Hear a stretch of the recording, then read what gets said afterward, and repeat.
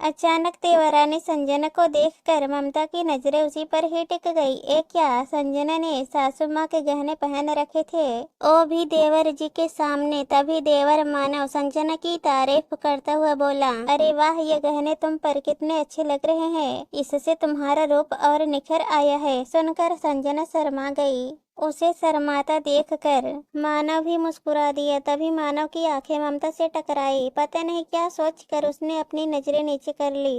नजरें नीचे की तो की, वो तो वहां से उठकर ही चला गया। तब ममता ने अपने पति सागर की तरफ देखा। सागर ने उसे चुप रहने का इशारा किया। तब तक सासू माँ भी कमरे से बाहर आ गई और ममता से बोली, बहू, पूजा की सब तैयारी हो गई? जी मम्मी जी, सारी तैयारी हो चुकी है, बस आप आकर पूजा करने बैठ जाइए। ये तो बहुत बढ़िया किए तुमने, तुम होती हो तो मुझे फिक्र ही नहीं होती है, हर काम समय पर हो जाता है। अब तुम दोनों बहुएं भी आकर बैठ जाओ ताकि जल्दी से हम लोग कथा कह ले। कहते हुए सासू माँ वहाँ आकर बैठ गई। तभी सासू माँ की नजर ममता की तरफ गई। उसे देखकर वो बोली, अरे बहू, तुमने गहने नहीं पहने? ये सुनकर ममता ने कहा, मम्मी जी, आते समय जल्दी में गहने वहीं छूट गए, हमारा मम्मी के यहाँ जाना नहीं हो पाया। अभी अभी मम्मी का फोन आया था, कह रही थी कि तुम गहने तो यहीं छोड़ गई हो, पूजा में क्या पहनोगी? अच्छा, तो अब तुम क्या बिना गहनों के ही पूजा में बैठोगी? बेटा, तुम सुहागन हो, गहने पहन कर ही पूजा में बैठा करो। सासू माँ ने कहा, पर मम्मी जी, अब तो गहने भूल गई ना। कोई बात नहीं, इस बार तो मैं आर्टिफिशियल गहने पहनकर ही बैठ जाऊंगी। ममता ने जवाब दिया, अरे मेरे होते हुए तुम आर्टिफिशियल गहने क्यों पहनोगी?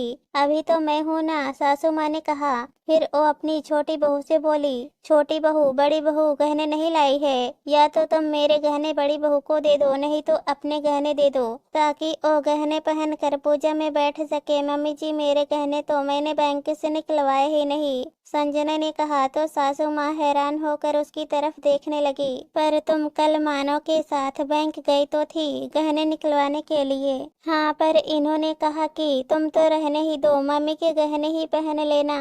अचानक संजना ने कहा तो सासू माँ और ज्यादा हैरान हो गई। उन्होंने उसी समय मानव को बुलाया। मानव, तुमने संजना के गहने बैंक से क्यों नहीं निकलवाए? तुम्हें पता था ना कि आज घर में पूजा है और घर की बहुएं पूजा में गहने पहनकर ही बैठती हैं। हाँ मम्मी, पता है, पर आप तो गहने नहीं पहनती हो और आपके गहने घर पर ही रखती हो, तो भला संजना को गहने निकालने की क्या जरूरत थी? वो तो आपके ही गहने पहन लेती। बेटा, ये तो मैं अपने गहने घर पर रखती हूँ। अगर मैं भी संजना को गहने नहीं देती तो तुमने एक बार भी नहीं सोचा कि मैं अगर अपने गहने संजना को नहीं देती तो वो क्या पहनती? और फिर अब बड़ी बहू क्या पहनेगी? वो तो गहने लाना ही भूल गई या जानबूझकर छोड़ आई? मानव ने कुटिल मुस्कान के साथ ममता की तरफ देखकर कहा। यह देखकर सासू माँ गुस्से में बोली, मानव, ये क्या बोल रहे हो तुम? मानव ने कहा, यही कि तुम लोग जानबूझकर गहने लेकर नहीं आए हो, गहने तो अपने मायके रख कर आ गई भाभी। ये कह कर कि हम तो किराए के घर में रहते हैं, गहने अपने पास रखना सुरक्षित नहीं।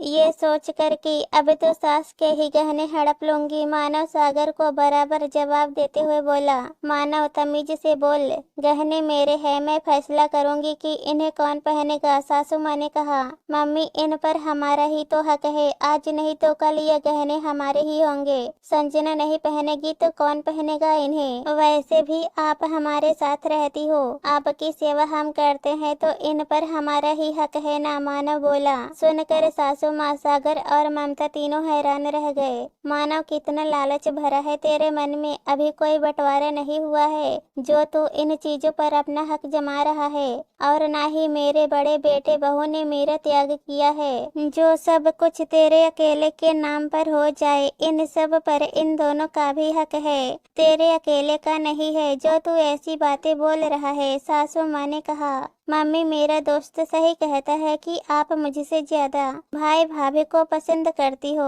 कायदे से इन सब पर हमारा हक बनता है। मेरा दोस्त सही कह रहा था कि तुमने जानबूझकर ये मकान भाई के नाम पर कर दिया और बहाना क्या बनाया कि मकान बनवाना है, इस पर लोन उठाना है, इसलिए मकान उसके नाम पर करना पड़ेगा। मानव अपनी वाली पर आते हुए बोला, अरे तो मैं कौन सा कमाती थी, कमाता तो सागर ही था ना। तेरी तो कोई नौकरी थी नहीं तो लोन भी वही चुकाता ना। और कितनी बार कहा है तुझसे अपने उस नालायक दोस्त रविंद्र से दूर रहा कर जो घर में आग लगाने का काम करता है। सासू माँ ने कहा। आखिर झगड़े को देखकर ममता को वो दिन याद हो आया जब शादी के कुछ दिनों बाद सासू माँ ने उसे अपने गहने पहनने को दिए थे। उस दिन भी मानव यूं ही बहस कर रहा था। भाभी ये गहने तो मेरे मम्मी के हैं, आपने इसे क्यों पहन लिए? आपके पास गहनों की कमी है क्या जो मेरी मम्मी के गहनों पर भी नजर मार रही हो? देवर मानव अपनी भाभी ममता को सुनाते हुए बोला। पर देवर जी ये गहने तो मुझे मम्मी जी ने ही दिए हैं पहनने के लिए। ममता ने अपना पक्ष रखा। उन्होंने दिए तो आपने रख लिए? इतनी नीयत खराब है आपकी। मानव फिर बोला। मानव कैसे बात कर रहा है तो अपनी भाभी से? मम्मी ने खुद से गहने दिए हैं, इसने जाकर मांगे नहीं थे उनसे। तो होता कौन है इस तरह से बोलने वाला? पति सागर ने ममता के पक्ष में कहा। अरे वाह, भाभी के आते ही मुझसे पूछने लगे कि तू कौन होता है? इस तरह से बोलने वाला? मेरी माँ के गहने हैं। एक बार नहीं 10 बार बोलूंगा। गहने पहनने का इतना ही शौक है तो खुद के गहने पहनो, और वो भी कम पड़ रहे हैं तो अपने पति से बोलो।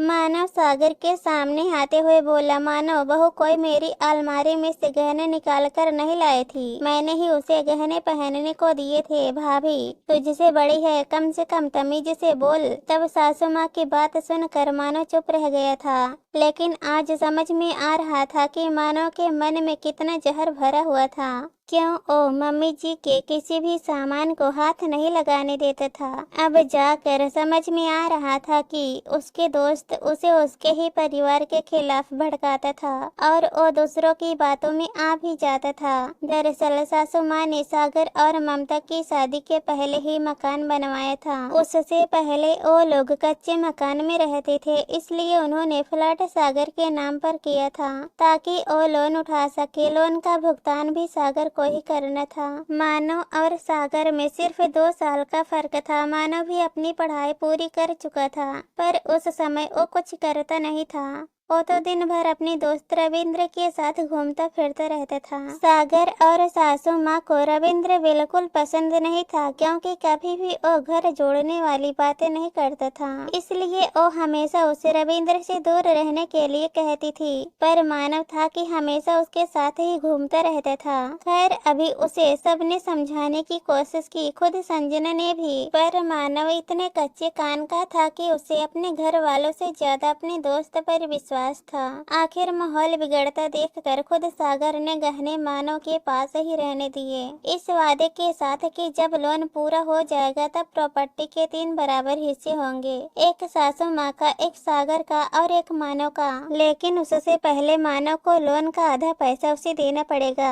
आखिर गहनों से ज्यादा मकान की कीमत थी, इसलिए मानव को ये बात माननी पड़ी। लेकिन उसके बाद अब सासू माँ कुछ दिन मानव के साथ रहती थी तो कुछ दिन सागर के साथ, ताकि मानव को ये गलत फहमी ना हो कि वो अपनी माँ को पाल रहा है तो सब कुछ उसका ही होगा। दोस्तों कहानी पसंद आए तो हमारे चैनल को सब्सक्राइब कर देना। धन्यवाद।